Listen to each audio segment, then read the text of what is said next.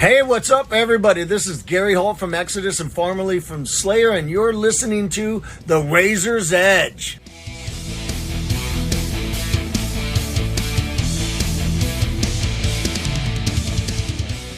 Welcome back to The Razor's Edge. I am joined this time by Daniel from Crownshift, soon to be releasing one of the most anticipated debut albums of the year, coming out on May the 10th. So thank you so much for joining me, dude. How are you doing today?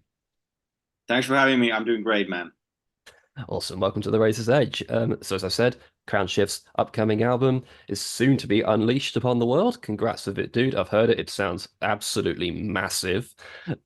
So the band has quite the arsenal of musicians behind it, as I'm sure people are aware. We've got yourself, formerly of Children of Bodom. We've got members of Fintroll, Migraine, Yuka from Winter Sun and Nightwish. So how did this come to be? How did this group of well-established musicians end up forming this band? Well, me, Jukka, and Heikki were old friends, and we already have played in the same band back in the days. And when that band was at its final stage, we already then this was like 2011, 2012. We already then talk about that someday we would do something else together. And it took a little while, but that day finally arrived. And Tommy is also my old friend. And when we started to think about vocalist, he was the first guy who came into my mind. And I suggest him. And we did we recorded one song for like testing how it would work out and how we feel about this stuff. And it just, was perfect fit. And the guy just killed it. And yeah, we didn't really have to think about it anymore. Yeah, nice. So I believe that original band that you guys were in, I believe was called Norther. Right.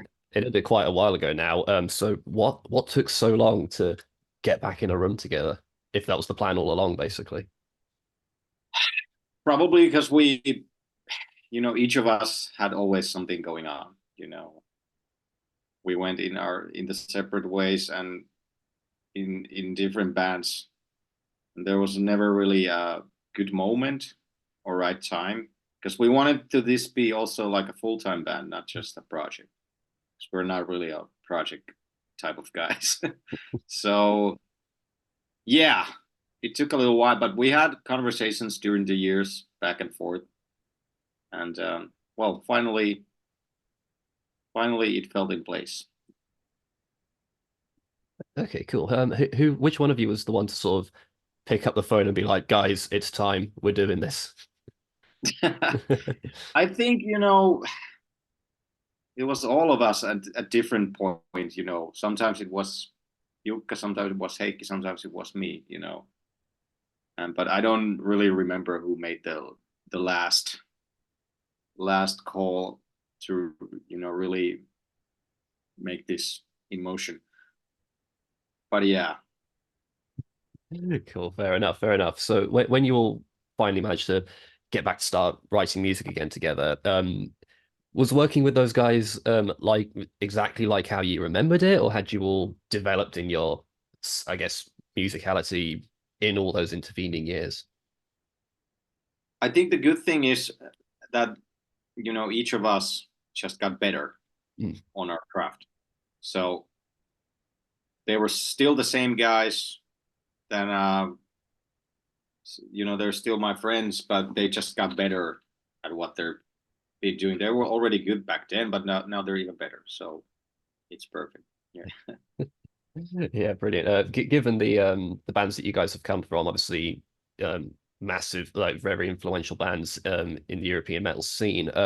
Has anyone thrown the term supergroup at you guys? Because I feel like someone must have said it. Yeah, I think so. Someone must said it a couple times, but yeah, I mean, it's usually something that the press or label wants to put, but I don't really think about it that much. If if somebody wants to see this as a super group, then I'll take it. We'll take it. And super group sounds better than what's the opposite of super group? Oh God, I don't know. Super So, villain group? I don't so know. so I don't really think about negatively about supergroup, even though some people do, because they tend to be projects most of the times. But I just want to make sure everybody understand that this is not a project. So it's Oh, full time. awesome, brilliant. So how did you guys land on the name Crownshift? Well, it was kind of fitting because you know we are in a certain crossroads in our career, each one of us. So it's time to the time to like it's kind of refers to passing a crown to another. So it kind of reflects our situation, and hope we will redeem the crown. Yeah. Yeah, great.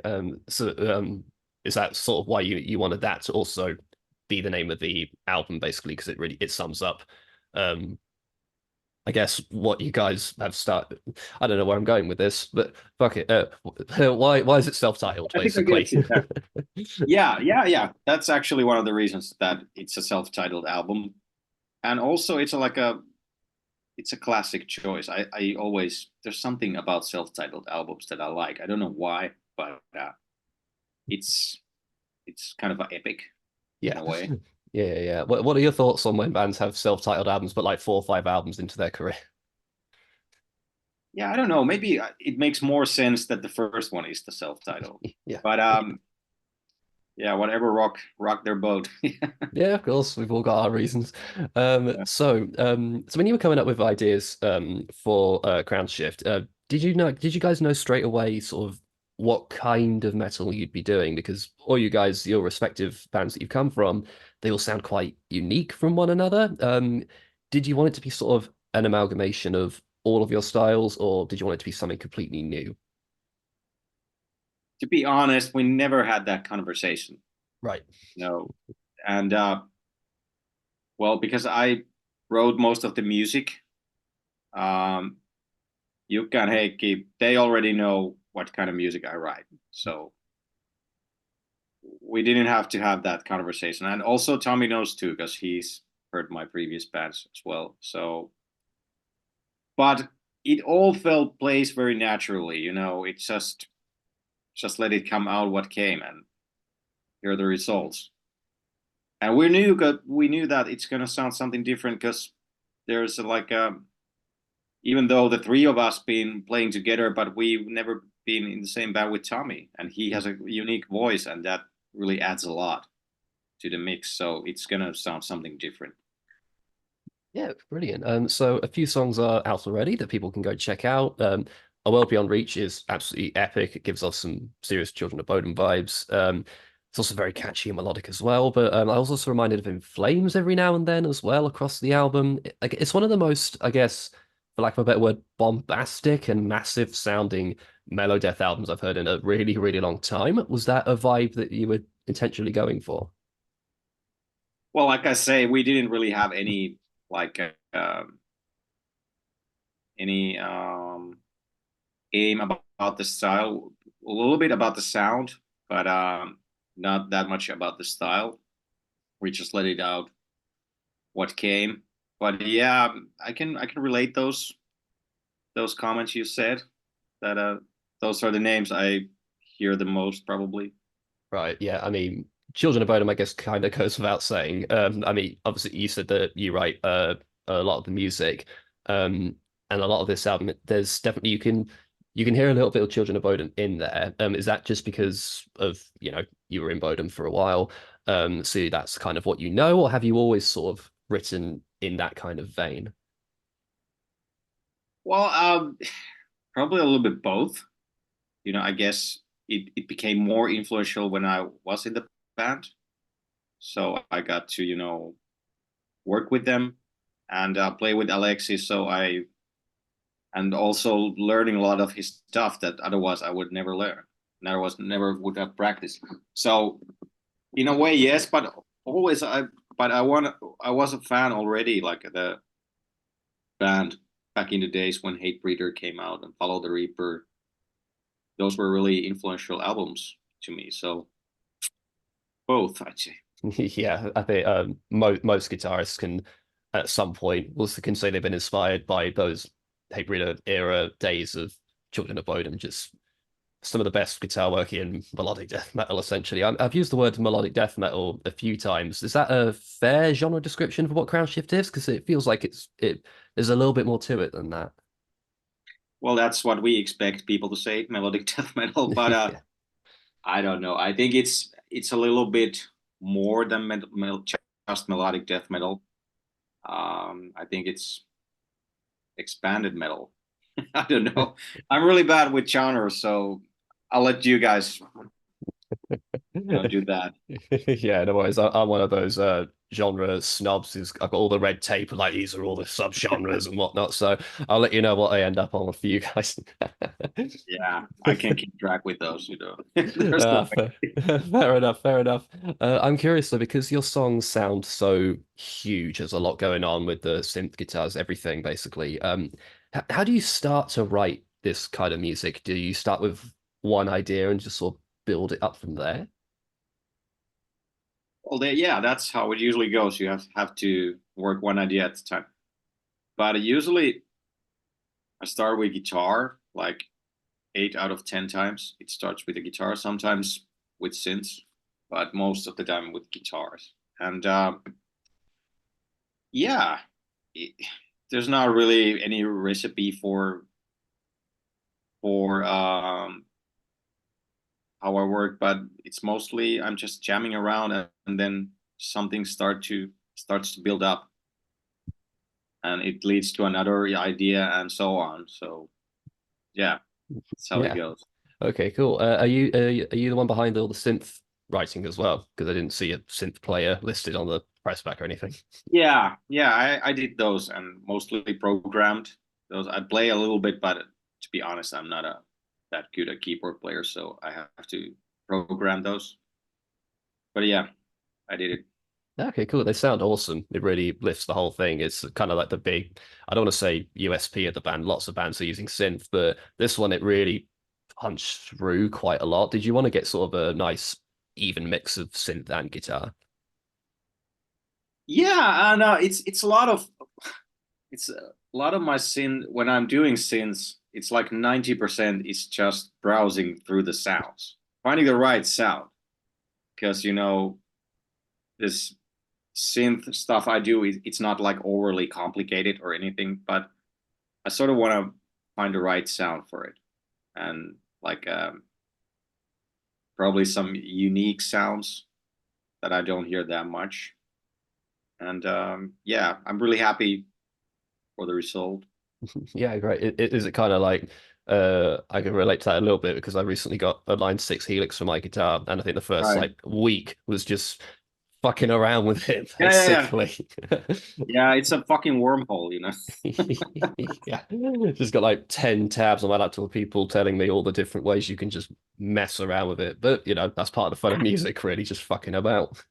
Yeah, I totally can relate. Cool. So when did the initial songwriting for Crownshift start? Was it after you sort of nailed down your you guys to start the project? Did you start songwriting then, or had you had song ideas in the back of your head for a little while before that? Well, I had those already in back of my head for a little while before that. And then during the process, none of them were exactly ready. So it's really split between the years. Mm. So there wasn't like any one session for the songwriting. It's yeah, really across the years. So how long has the process for this album been, if you could narrow down sort of a start point to now? It's really difficult to say um, about the songwriting because there might be some riffs involved that I already wrote like 50 years ago, but it never because I have like this session where I have a lot of riffs and melodies, and I do check them time to time. So and there's a lot of cool stuff, but sometimes you just don't find a right part for that, a right song, and then suddenly after 10 years, you're fine. So it's always a mix, like something I write in the moment and something I've been, doing a while ago. So it's hard to pinpoint any Sure, particular time frame. sure, but it's definitely been a long road to this point to finally get the debut album out Absolutely, there. yeah. Yeah, It's awesome. been, and we worked with like this on this album a few years even. So, and then there was like the COVID, the pandemic thing, and it didn't make any sense to, announce the band then. Or I think, everybody was kind of, that the whole world was kind of on hold for a Yeah. while. So yeah, there was a lot of twists and turns. Yeah, I've spoken to a few bands recently that went like made creating music basically during the COVID era, for lack of a better word. A lot of them found it, I guess, useful. It gave them an excuse to just be creative. Basically, they didn't have to worry about touring and shows. Would you say was that fair for you for yourself as well? Were you able to find a long period of time where you could be creative? I don't know. It probably didn't really make me any more creative. I think it was more depressing time than, creative Yeah, time for me, the whole COVID thing. And also because, uh, uh, because Alexi passed away during that time. So it was kind of a dark time for me and not so creative time. sure. So yeah, I would say not really most creative period in my life. Okay, fair enough, fair enough. I read a quote from you guys where I think one of you said, I don't think any of us have worked so hard on any album before this one. Was there a sort of energy between you guys when you got going that what you're working on, there's something really special going on? I think over time it kind of turned into that way. It just keep building up, and especially if I speak for myself, I was actually recording it myself and producing, so that had like extra work Hmm. load for me. So yeah, that's very true what I said, that we haven't worked. None of us have worked ever so hard, and we did like vocals. We really, there was like I think World Beyond Reach, for example, there was like 3 different versions of vocals because we were like first recorded one and we were, oh, this is okay, but after a week we were like, no, it's not really 10 out of 10. It's like 9.5, and it needs to be 10 or 11 out of 10. So we canned that and started from the scratch, and we did a couple times that. So yeah, we wanted to like turn every stone. Nice, awesome. Cool. So shortly after the album drops, you guys will be doing your long-awaited debut performance on May the 15th. I think I've got that right. How pumped are you to finally get showcase this work live? Very excited. It's been a while personally when I'm being on stage. I think it was last time like with Bodom after midnight during pandemic. So I'm fucking ready for it. Yeah, great. And it's gonna be exciting. New band, new music, new everything, and yeah, it's exciting, really exciting, and yeah, I'm really looking forward to it. Yeah, awesome. I forget, where is that show again? Sorry, I'm putting you on the spot. It's in at Tavastia Club Helsinki. It's a very legendary club here in Helsinki, Finland. Nice, awesome. That, of course, is 5 whole days after the album drops. Plenty of time for people to blast through the whole thing several hundred times. But for songs that haven't come out yet, which ones are you most excited for people to get to listen to? Oh, which song? Yeah, which songs that haven't been released are you most excited for people to finally be able to listen to? I'd say Stellar Halo. That's the opener.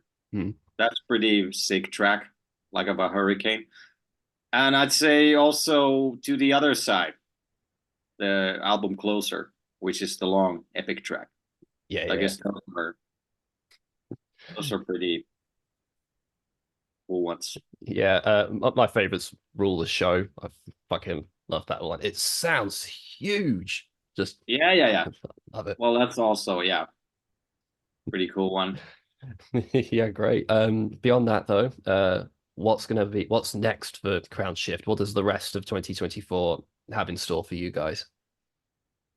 Well, we have a good bunch of summer festivals coming up, which what we are focusing right now and doing some preps, pre-production, rehearsing, and so on. And then we have had a little bit talk of fall 24 and we're exploring a possibility to do some longer tours then. But let's see if that happens. We really want to do tours in the future if the opportunity comes up. But yeah, we're not quite there yet, but we are really trying to make that happen. Yeah, no worries. I believe you mentioned a couple of times near the start of the interview that this is not a side project for any of you guys. And in the press packet, it said from now on, this band will have you guys full attention. I'm not going to pry into what that might mean for the other respective bands that the other guys are part of, but essentially, it sounds like this is the beginning of something truly epic and exciting. Would you say that's a fair assessment? Well, I hope so. Time will tell. You never really know how things will turn out, but at least we are giving our everything to make it happen, and to push this band as far as it can go. Awesome. Brilliant. Well, I can't think of a better place to end than that. So that's all I've got. Thank you so much, dude, for joining me today. It's been a blast. My pleasure, man. Thank you. No problem. A reminder for everyone watching/listening, Crownshift's debut album drops on May the 10th. So get that date in your heads. It's set to be one of the debuts to watch out for this year. Thank you again, Daniel, for joining me. Thank you all for watching. I've been Chris with The Razor's Edge, and we'll see you in the next video.